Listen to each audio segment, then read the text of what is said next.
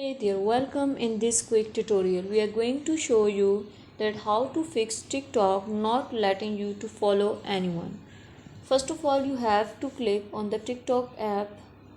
The app will appear in front of you. You have to click on the profile.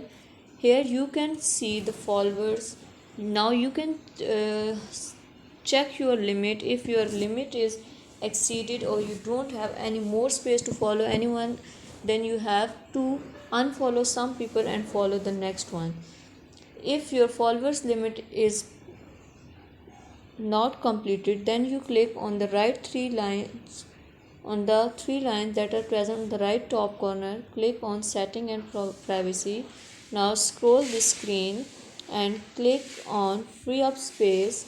Now click on clear and clear all the cached. Then your TikTok app will have the space to follow anyone else. That was all. Please consider showing your support by commenting, liking, sharing, and subscribing to our channel for more valuable content in the future. Your engagement is highly appreciated. I wish you very good luck. Thanks.